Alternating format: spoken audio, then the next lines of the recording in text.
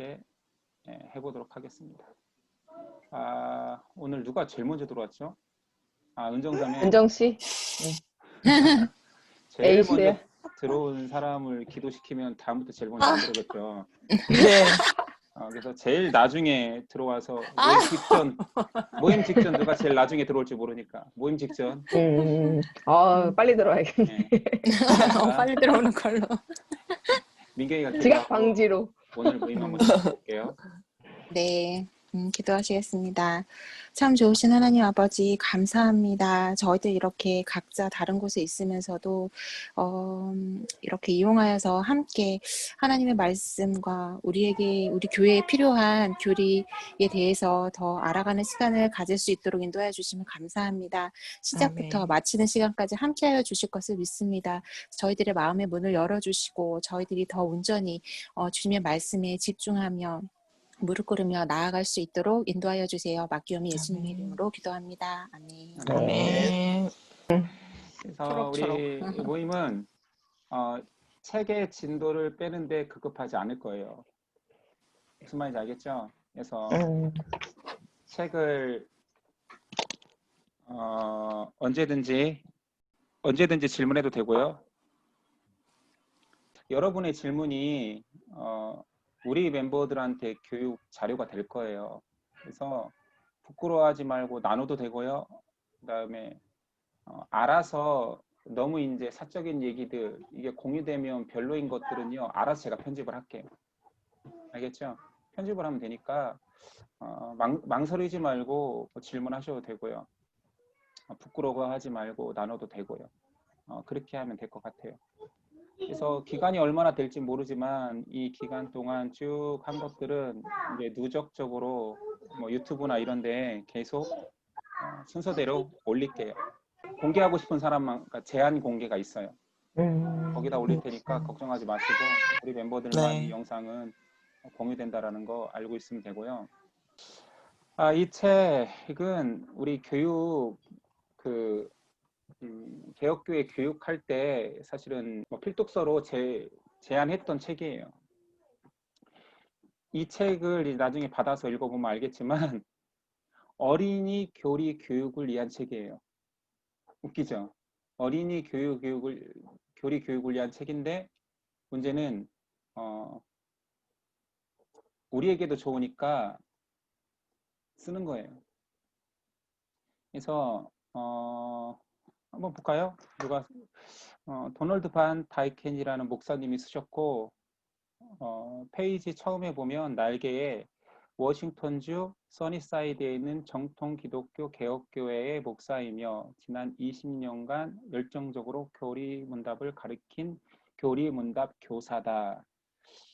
개혁교회에서는 교사라는 말을 되게 많이 써요. 여기서 교사는 교리문답 교사예요.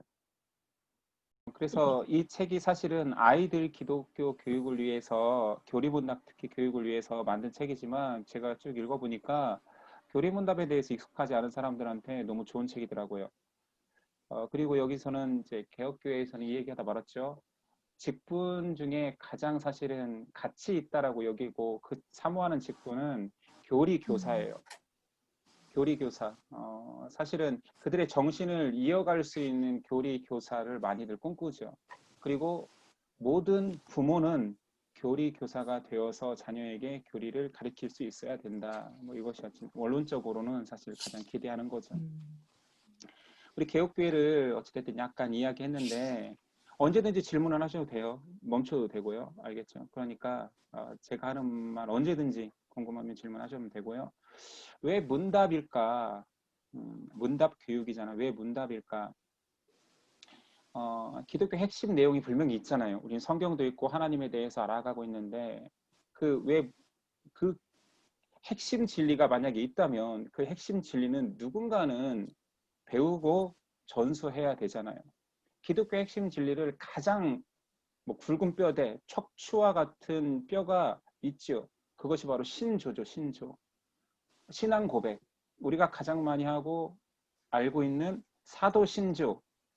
사도들의 신앙 고백, 사도신경, 사도신조 전부 다 우리의 척추와 같은 뼈. 이 안에는 삼위일체가 있고 그리스도의 구원이 있고 하나님의 심판이 있고 다 그런 고백이 있는 거예요. 사도 신조가 사실 초대교회 2세기쯤이니까 그때 정리된 거예요. 그 다음에 니케아 신조라고 해서 325년에 세운 니케아 신조가 있어요. 뭐 우리 기억나는 사람도 있겠지만 니케아 신조는 육신으로 오신 예수 그리스도, 이것을 강조하기 위해서 하나님의 아들 예수 그리스도를 강조하기 위한 신앙 고백이 들어가죠. 사도 신조의 위에 그리스도를 덧붙인 거예요. 그 다음에 아타나시우스 신조, 조금 몇 년 후에 삼위일체와 예수님의 성육신을 이제 체계화하여서 이것이 기독교다라고 말하는 신조가 있어요. 이게 바로 뼈죠. 뼈 중에서도 척추와 같죠.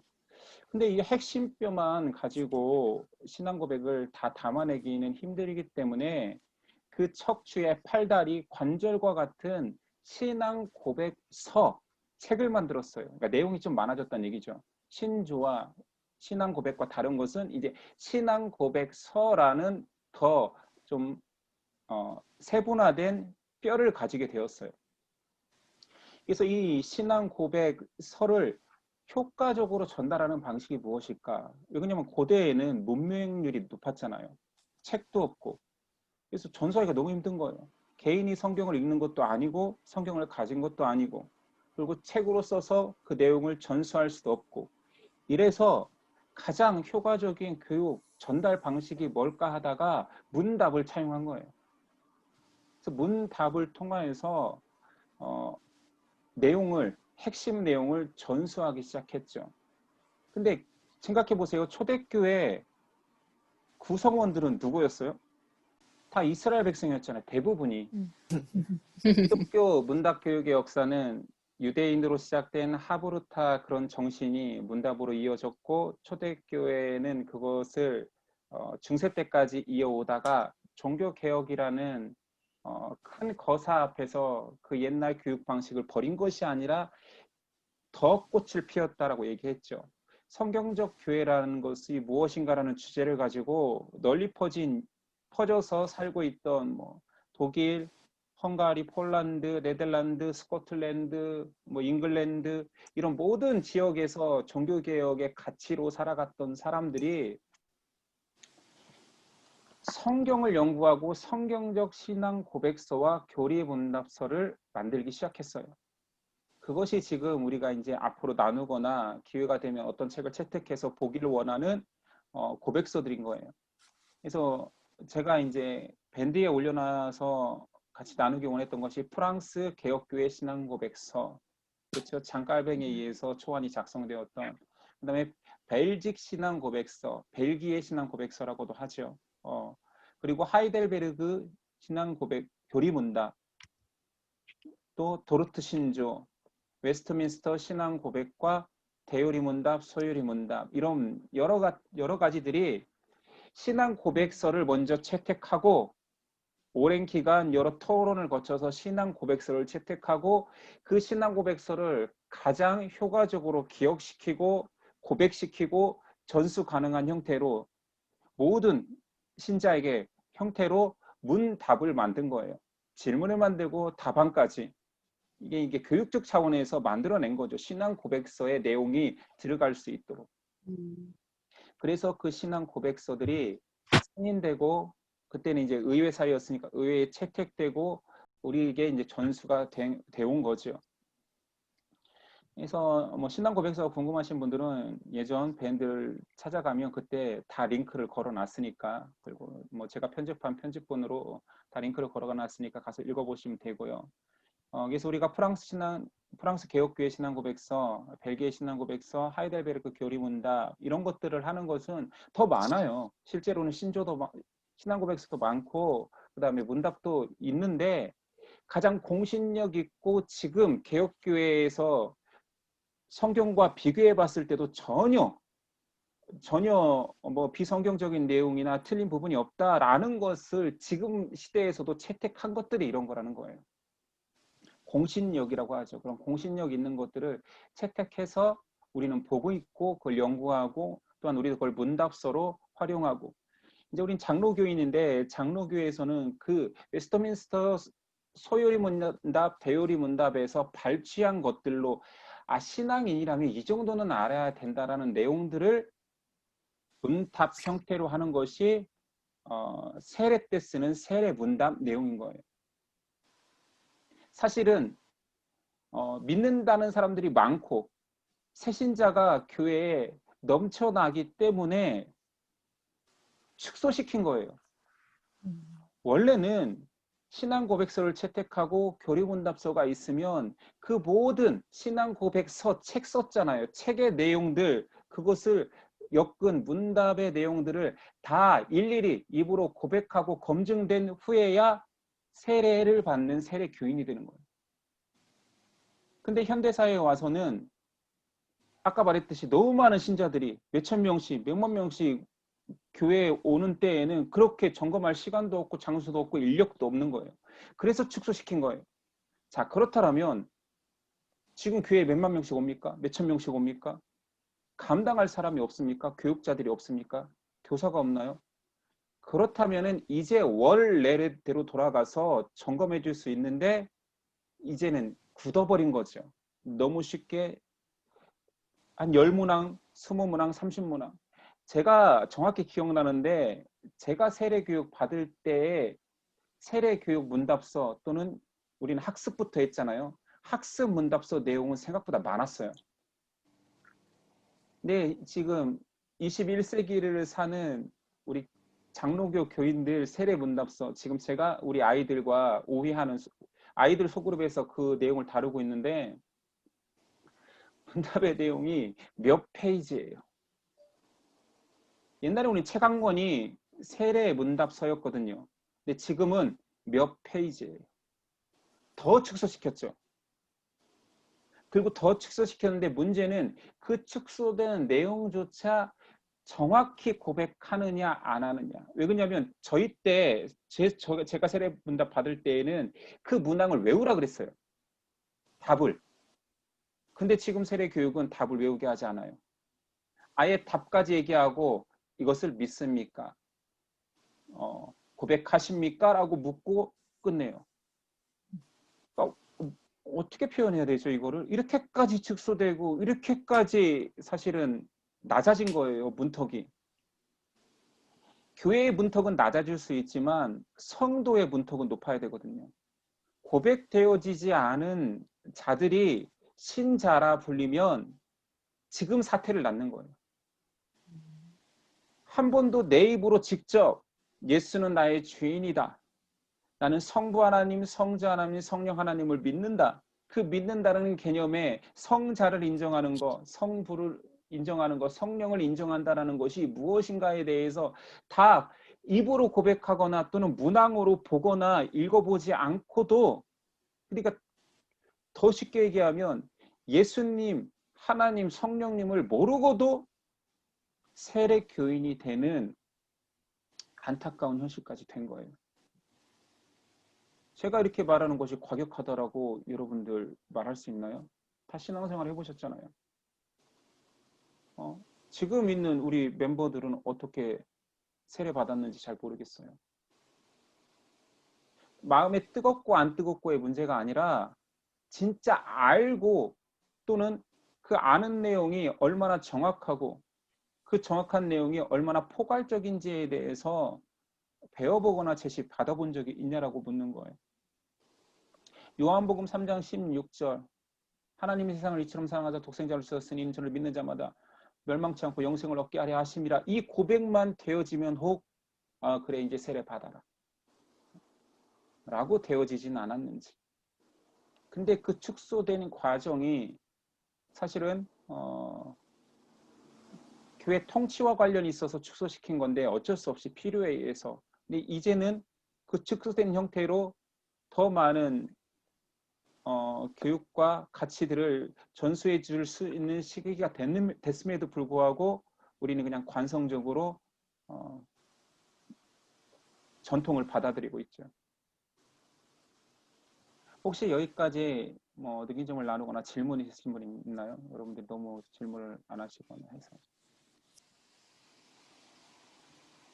그러면 목사님, 아까 하브르타로 해서 그 유대 정통적인 방법으로 교리 문답 형식으로 진행되어 왔는데 종교개혁 이전까지 되어 왔다고 하셨다는 부분은 그러면 종교개혁이 일어나고 카톨릭이 이런 뭐라 그래야 될까 이제 약화되고 그렇게 되면서 교리문답이 점차 그러면 힘을 잃었다는 얘기이신 건가요? 제가 그 부분이 잘 카톨릭은 이해가 안 사실은 돼서. 교권화 됐었잖아요. 그렇죠? 교권화 돼서 어쩔 수 없이 우리가 틀렸다라고 얘기하는데 전수 가능한 진리들을 그들도 가지고 있었죠. 그들은 이단이 아니에요. 지금 우리의 입장에서는 분리됐지만 우리가 나오기 전에는 거기가 정통이에요. 맞죠? 음. 유일한 진리가 전파되는 교회는 카톨릭 교회밖에 없던 때가 있어요. 카톨릭 교회가 유일한 지상 교회였어서. 그래서 그들도 분명히 신앙 고백서도 있고 그들에 의해서 신조가 만들어졌죠. 그들이라고 할 수가 없죠. 그게 우리였죠. 우리들 선조에 의해서 신조가 만들어지고 니케아 신조, 아타나시오 신조는 성경적 교회의 기준을 카톨릭 교회밖에 없던 그때에 그들이 세운 거예요. 우리의 선배들이 세운 거예요. 그러나 그들이 교권이 강조되고 사람이 하나님 자리를 대신하는 교황의 자리까지 점점 가면서 점점 진리를 전수하거나 진리대로 사는 것을 포기해 갔다라는 거죠. 답이 좀 됐나요? 있었어요. 존재했지만 필요가 없었죠. 왜 그러냐면 통치 수단으로서 교리를 이용하고 우리가 진리다. 카톨릭은 공식적으로 이야기하지 않지만 왜 우리와 지금 함께 설 수 없냐면 신앙의 자리에 함께 설 수 없냐면 성경의 66권을 정한 것이 우리고 이것은 정경이 아니다. 이것은 외경이다. 이것은 위경이다라는 그런 정한 자가 우리 카톨릭이기 때문에 우리의 권위는 하나님이 부어하신 교황의 권위는 성경보다 위에 있다라고 지금도 생각해요. 내부적으로 그렇게 다 알고 있고 그런 권리 속에 있기 때문에 심정적으로는 카톨릭의 교황이 아직도 중보자예요. 그러니 그들이 더 이상 문답이라는 한 사람 한 사람을 진리 가운데로 세우고 그 사람이 교회라고 교회의 그 동급 지체라고 강조되어지는 신앙 고백과 신앙 고백서와 문답은 그들에게는 불필요해진 거죠, 점점. 근데 이제 성경적 교회란 무엇인가에 대한 그 질문 하나로 인생의 목숨까지 걸었던 개혁주의자들에게는 성경적 교회론이 너무 핵심인 거예요. 그리고 그것이 나만 알면 안 되는 거야. 카톨릭에 있는 사람들도 그들이 보기에는 넓은 길이고 지옥으로 가는 비탈길이라고 여기기 때문에 설득을 해내야 돼요. 아, 거기 쓰면 안 된다. 진짜 교회는 성경적 교회는 이거다 라고 전수해야 되고 그것들을 채택해야 되고 자 우리 모이자. 진짜 성경적인 교회가 무엇인지에 대해서 연구하고 그 교회를 세우신 하나님이 누군지 그 교회를 위해서 피 뿌리신 예수 그리스도가 누군지에 대해서 우리가 정확히 기록해내고 정확히 뼈대를 잡고 이것을 전수하자 했으니 전할 수밖에 없는 거죠. 그들은 신학을 만들어서 내가 맞다라는 책을 만들기 위해서 목숨을 건 게 아니라 수많은 예수님을 믿고 구원받기를 원하는 진짜 성도들을 찾기 위해서 신앙 고백서를 만들었기 때문에 필연적으로 문답서라는 전수 방식을 할 수밖에 없는 거예요. 그냥 복음 전하는 방식이니까요. 알겠죠? 네. 좋은 질문이었고요. 저 질문 예. 있는데요. 제가 최근에 세례를 받은 사람일 것 같은데, 저는 진짜 기억도 나지 않거든요. 그냥 어떤 형식처럼 진짜 이걸 믿습니까? 물어보셔서 그냥 아멘하고, 사실 잘 믿는지도 모르겠는데, 그냥 세례를 받았던 기억이 나는데, 그렇다면 최근에 그게 뭐 편의상? 뭐 그렇게 축소된 거라고 하면 그러면은 그 전에 세대들 그런 분들은 교육을 받았나요? 제대로? 축소된 형태로 우리가 네. 7, 80년대에 한국교회 얘기를 할게요. 한국교회는 네. 부흥을 맛보았잖아요. 뭐 네. 급성장할 때란 말이에요. 네. 급성장할 때에는 항상 우선순위를 정할 수밖에 없었어요. 교인을 우리 교인으로 세우고 빨리 교회에 정착하는 게 우선순위였지, 그들에게 신학적 가치, 그 다음에 믿음의 본질 이런 거 얘기하기에는 아까도 말했지만 인력이나 여건이 만들어지지 않았어요. 그리고 심지어는 사역자들도 준비되지 않았어요. 그때는 너무 적은 네. 수의 사역자들과 너무 많은 수의 다수의 성도들이 존재했기 때문에 그때가 틀렸다고 말할 수 없어요. 예를 들어서 한국이 7, 80년대에 급성장을 하면서 부모들은 자녀 교육에 힘쓸 수 없었어요. 그건 부모의 네. 잘못이 아니에요. 왜 그러냐면 나라를 일구기 위해서 현장에서 돈 벌기 위해서 열심히 뛸 수밖에 없었어요. 베이비 부모 세대가 자녀 교육에 대해서 너무 무관심했다고 어떻게 말할 수 있어요? 지금은 이렇게 괜찮은 나라를 만들기까지 그분들이 애쓴 게 있는데, 네. 그래서 우선순위가 바뀌었던 때가 있죠.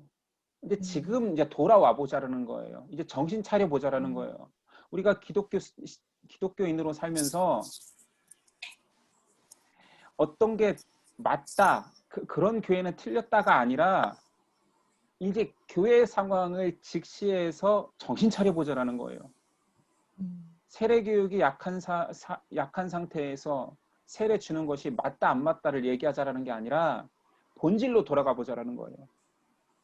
세례는 누가 받고, 세례는 예수를 주라 고백하는 성도가 받는 거예요.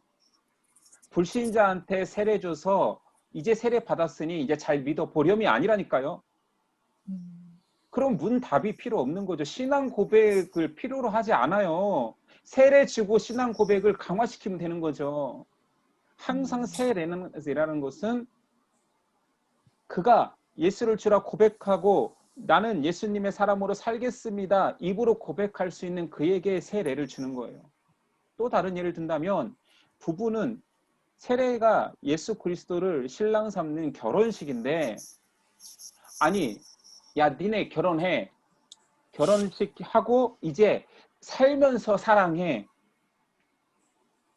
왜 그러냐면 결혼시킬 사람들이 몇만 명이면 그렇게 할 수도 있죠. 단체 뭐 광장 같은 데 모아놓고 자 짝 지어주고, 이 통일교가 그랬잖아요. 통일교 그런 거예요. 다 짝 지어주고 내가 짝 지어줄게, 내가 더 잘 알아, 니네들이 살아, 너희들이 살아, 해외에서도 데리고 와서 살아 하고, 자 이제 살면서 사랑해. 우린 이게 합리적이지 않고 너무 비인간적이라는 거 알잖아요. 근데 그런 상황이 아님에도 불구하고 만약에 계속 옛날에 그것이 전통이고 맞다라고 여기고 그렇게만 한다라면 어느 순간부터는 그게 어쩔 수 없는 최선이었는지 모르지만 어느 순간부터는 그게 최선이 아니라 차악이 될 수도 있는 거예요. 잘못된 것임에도 불구하고 고치지 않을 때에는 그게 그 자체가 잘못이 될 수 있어요. 이것이 카톨릭이 카톨릭 된 과정이에요. 통치를 위해서 강화하다 보니 그들이 그렇게 철옹성같이 하나님의 높은 보좌까지 올라가 버려서 틀렸다고 했으면, 자 우리가 그게 틀렸다 무너뜨리자 이제 원론으로 돌아가자 해서 우리가 개신교가 개혁교회가 됐는데, 문제는 우리가 타협한 거예요.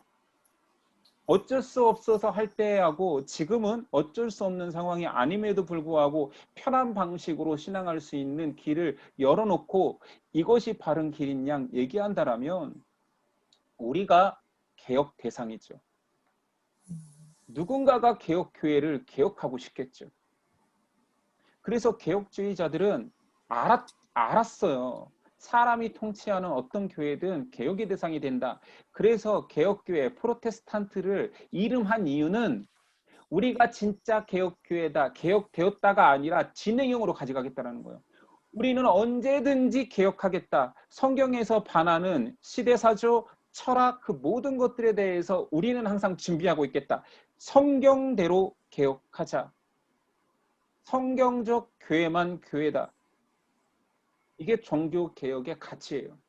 그건 제가 한 말이 아니고 많은 종교개혁자들이 또 다시 종교개혁을 2차, 3차 횟수로 규정되지는 않지만 우리 안에 종교개혁은 계속되어 있어야 된다. 정치하는 순간 본질을 잃어버리는 순간 네가 교회 개혁되어야 될 그 또 다른 카톨릭 교회다.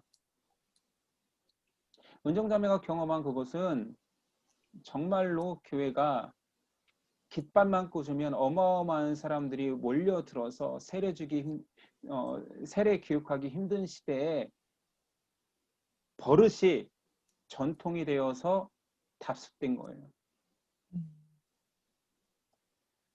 그래서 만약 그러면 잘못되었으니 다시 세례를 받을까요? 이러면 이단이 되는 거예요. 대세례파. 근데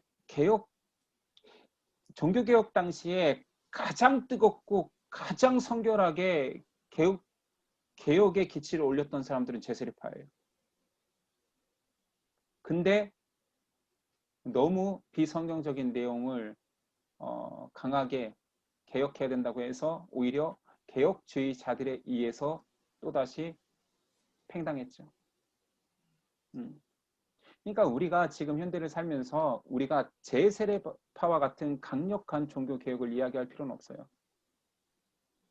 다른 교회를 향하여서 손가락질하면서 너희는 틀렸다 할 필요도 없어요.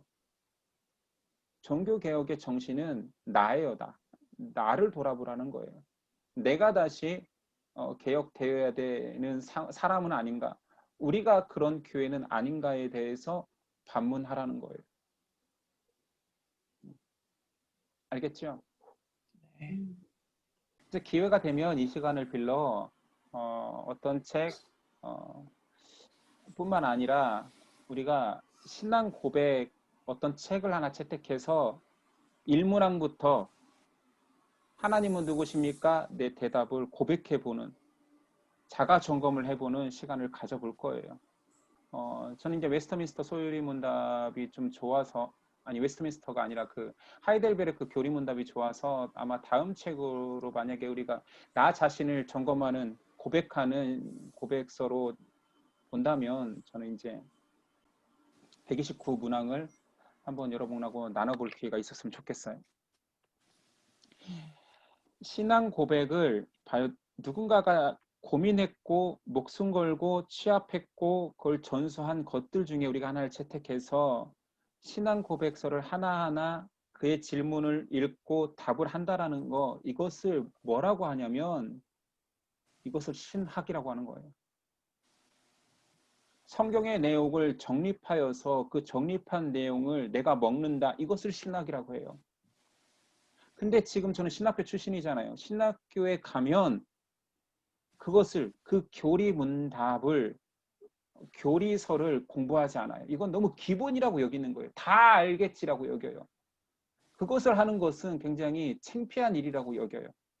그러면서 너무 웃긴 것은 실천신학만 강조돼요. 세상 지식의 방식을 신학교에 가지고 와서 그것을 접목시켜서 교회 행정학 박사가 있고 교회 행정학을 가르치는 수업이 있어요. 교회 행정학 교수가 있고, 세상에 있는 음악을 가져와서 교회 음악학 박사가 있고 교회 음악을 가르치고 교수가 있어요. 세상에 있는 상담이라는 요소를 가져와서 교회가 운영을 위해 상담이 너무 필요하다 보니 교회 상담학이 있고 상담의 강의가 있고 상담학 교수가 있어요. 세상에 교육을 너무 귀히 여기니 교육을 가져와서 기독교 교육학이 있고 기독교 교육 강의가 있고 그런 박사가 있어요. 이런 사람들은 넘쳐나고 대학원 박사과정까지 너무나 많은 사람들이 지원해요. 자, 그러면 신학교의 진짜 정통신학이라고 말할 수 있는 성서신학, 조직신학 교수들은 그러면 진짜 이런 교리가 맞다를 강조하고 이것을 집중적으로 가르치기 위해서 연구하느냐? 그렇지 않고 성서신학자들은 원어를 공부해, 히브리어, 헬라어, 이거의 용례 어디에 쓰였고 이 디테일한 것에 빠져서 희열을 느끼고, 저는 공부를 많이 한 사람이 아니지만 거기 살았기 때문에 그런 느낌은 알아요. 그래서 원어를 많이 하는 사람들을 귀하다, 똑똑하다, 대단하다, 원어를 다 한 사람들은 외국어, 제2외국어, 독일이 우리보다 신학이 앞선다. 독일어, 미국이 신학이 앞선다. 영어, 프랑스가 우리보다 신학이 앞선다. 프랑스어. 이것들을 잘하는 사람들이 신학의 대가가 되어지고 그들을 해외 유수의 신학자들을 초대해서 그들과 토론하고 그들의 말을 번역해주면 그게 신학인 것처럼. 조직신학은 그러면 어떠냐? 제가 나온 신학교 여서가 아니라 진짜 많은 조직신학 교수들이 자기가 따르던 신학 그 조류의 스승들, 자기가 배운 것들이 최고라고. 나는 이 스승 밑에서 배웠고 이 독일에서 가장 유명했고 신학의 조류였던 이 스승 밑에서 배웠기 때문에 이 스승이 최고다. 아니다. 미국에서 이런 대가가 있었으니 이 대가가 최고다. 그러면 그들이 하고 있던 것이 진짜 교리학적, 교의적이었다라면 저도 인정하겠지만 그들은 그런 대가라고 여기는 사람들은 철학이라는 굉장히 사람이 만든 우수한 학문을 가지고 종교를 연구하고 풀어낸 자들이에요. 이게 신학이에요. 이게 원래 신학이 아닌데 이게 신학의 대세가 됐어요. 현대에 와서는 철학을 가지고 종교를 이야기하자, 그리고 이것을 더 많이 주장할 수 있거나 강변할 수 있으면 그게 대단한 것처럼. 제가 있던 학교에 그러면 개혁주의 신학을 하는 분은 없었느냐? 조직신학 전체 중에 딱 한 명 있었어요. 칼빈을 가리키고 종교개혁자들을 가리키는 분이 한 분이 있었어요. 근데 그분이 신정통주의자 칼바르트에 빠져서 칼바르트 신봉자예요. 칼바르트는 자유주의에 대항하여서 그가 정통을 이야기한 것 같지만 원래 정통, 진짜 보수를 자청하는 정통 쪽에서는 신정통주의라는 칼바르트는 개혁주의자가 아니에요. 그러니 제가 있던 학교에는 칼빈을 이야기하고 종교개혁자를 이야기하는, 강조하고 거기로 돌아가자는 사람이 단 한 사람도 없었어요. 진짜예요. 한 명도 없었어요. 그러니까 제가 몰랐어요. 우리 이제 바른 신학하자라는 거예요. 여기 신학자 없어요. 저도 많이 공부한 사람이 아니지만 우리가 지금 신학하자라는데 가장 중요한 신학을 하자라는 거예요. 교리, 신앙 고백서, 교리 문답서.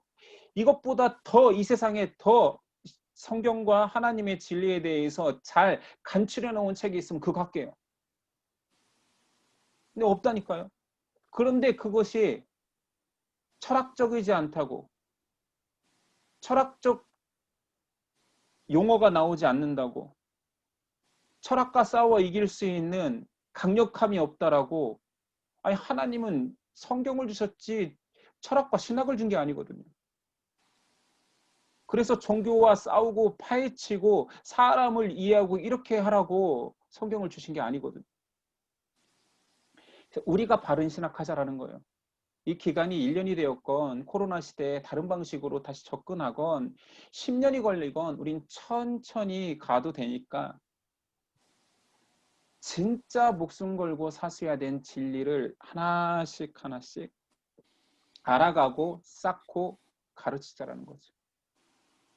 굉장히 거국적인 것 같고 뭐 그런 것 같지만 작은 일이지만 작은 일이라고 해서 안 중요한 일은 아니잖아요. 그거 해보자라는 거예요. 이 책의 서문에 이 책은 어린이란 교리분답 목적과 방향을 위해 썼다고 했지만 현대 기독교인은 바른 교리, 바른 성경적 가치에 대해서는 저는 도널드 반 다이켄이 말한 그 어린아이가 우리라고 생각해요. 우리 먹어본 적이 없기 때문에, 강조 받아본 적이 없기 때문에 나는 학생을 위해 썼어, 어린아이를 위해 썼어. 그게 우리라니까요. 그러니까 우리가 봐야 돼요. 그리고 먹고 잘하면 돼요. 어리다고 놀리지 말라고 하지 말고 잘하면 돼요. 잘한 다음에 어린이가 아니라고 하면 되는 거예요. 개혁교회 정신을 잃어버린 우리가 어린아이고, 그리고 이 책에서 그 추천사를 써준 백금산 목사님도 또한 여기서 책의 서론을 쓴 다이켄도 뭔 얘기를 하냐면 이 시대의 기독교인들의 세속화에 가장 중요한 것은 세속화의 물살이 너무 세거나 교회 안에 뭔가를 굉장히 잘못해서가 아니라 자기가 생각하기에는 본질을 너무 망각하여서 한 번도 내 입으로 이것은 이것입니다. 진리는 이것입니다. 고백하지 않았기에 저항력이 없다고 여기는 거예요. 세속에 대해서 저항력이 없다고 여기는 거예요. 세속화되기 너무 쉬운 약한 영적 어린아이로만 자란다라는 거예요. 그래서 이 책을 통해서 묻는 거예요. 누가 신자인가? 누가 성도인가? 누가 영적 어른인가? 당신은 하나님을 고백함에 있어 성경에서 묻는 질문에 대해서 한 번이라도 대답을 해봤는가? 물어보는 자가 없으니 대답할 이유가 없었던 거죠. 우린 소그룹에서 성은 덕을 나누자고 하지만 그 나눔 속에서 거룩한 질문을 하는 사람이 없으면 대답하는 사람은 당연히 없는 거예요. 묻지 않는데 무슨 대답이 있겠어요. 묻지 않는데 계속 대답만 하고 이것이 맞다라고 하면 설교가 되겠죠. 연습되지 않았기에 미숙한 소그룹이 될 수도 있는 거예요. 우리가 그렇다는 건 아니고요. 그래서 문답 한 문답 한 문답에 대해서 내가 해보자라는 거지요. 누가 틀렸다 절대 아니에요. 우리는 내가 해보자라는 거예요. 우리가 해보자라는 거예요. 그리고 진심으로 고백되어지지 않는 그 문항에 대해서는 별표 치고 이것이 진짜 내 고백이 될 때까지 한번 고민해 보자라는 거지. 나누어 보자라는 거죠. 넌 이게 고백이 돼? 넌 이게 믿어져? 그리고 해소되어질 때 그 모든 129문항이 해소된 사람은 그 문항을 가르칠 자격이 생기는 거죠. 왜냐면 고백되어진 자가 가르쳐야지 아는 자가 가르치면 안 돼요. 이게 신앙의 너무 중요한 전수 개념이에요. 아는 자가 가르치니까 신학교 교수가 가르치고 있는 거예요. 고백하는 자가 가르쳐야 되는 거예요. 바른 신학은 바른 성도를 필연적으로 만들 수밖에 없어요. 바른 신학은 바른 해석 성경과 바른 가르침을 가지고 전하는 거예요. 예수 믿으세요. 우리 교회 오세요. 이것은 포교예요. 이걸 전도라고 할 수 없어요. 전도는 누가 하느냐? 성숙한 진리를 소화한 자가 다른 자에게 그것을 먹여줄 수 있는 것을 전도라고 하는 거예요. 엄밀히 말해서. 근데 한국교회는 너무나 바쁘게 포교 활동을 해왔죠. 그리고 너무나 많은 사람들을 신자 만들었지. 그 교회 신자, 신도 만들었지. 성도, 거룩한 자, 하나님의 백성을 만드는 데는 소홀했다는 거예요. 어떻습니까? 여러분의 생각. 오늘 여기서 끝내야 될 수밖에 없는 줌의 타임이 또 왔지만 이걸 유료로 전하는 3부 없나요? 예? 3부는 안 됩니다. 오리엔테이션이 너무 길면 다음에 지친 사람들이 들어오지 않을 수가 있어요. 원래 더 짧게 한 타임으로 끝내려고 했는데 오늘 2타임까지 했으니 너무 많이 한 거니까 책을 한번 읽어보시고 저는 제 생각은 이래요. 책을 안 읽는 사람도 이 책 내용을 다 알 만큼 천천히 우리가 거론하면서 이 영상만 봐도 이 책의 내용은 다 소화가 된다 할 정도로 천천히 나가보도록 하죠. 오늘 모임에 와주셔서 질문을 받고 싶었는데 질문은 뭐 다음에 하도록 하고 오늘 모임에 와주셔서 고맙고요. 생각보다 많이 맞아서 너무 고마워요. 상처받고 답을 안 할 뻔했어요. 아까 한 명 정시에 됐는데 한 명 들어왔을 때 주님 이 길이 맞습니까? 이런 순간 어마어마한 갈등도 했는데 아무튼 여러분들이 주인공입니다. 진짜예요. 이 모임의 주인공 여러분들이 좋은 질문을 꺼내야 우리 예심 전체가 건강해질 수 있으니까 그런 마음으로 참여해 주셨으면 좋겠습니다. 제가 오늘은 기도하고 이렇게 빨리 맞춰서 죄송합니다. 오늘은 기도하고 마칠게요. 네. 하나님 감사합니다. 우리가 모이지 못하는 상황에서 이런 방식으로라도 진리를 사모할 수 있는 자들을 모이게 하여 주심에 감사합니다. 그리고 여기 있는 자만이 진리를 사모하는 자가 아니라 현장에서 열심히 일하는 우리 열심히 형제 자매들도 그런 마음일 줄 믿사오니 우리가 이 나눔을 풍요롭게 또한 성령님이 역사해 주셔서 우리 예심의 후대에 또는 우리 예심 전체에 잘 골고루 나누어 줄 수 있는 자리 될 수 있도록 은혜의 자리 될 수 있도록 도와주시옵소서. 함께해 주신 하나님께 감사하며 예수님의 이름으로 기도드렸습니다. 아멘. 네. 감사합니다. 네, 다음 주에 감사합니다. 감사합니다. 꼭 좀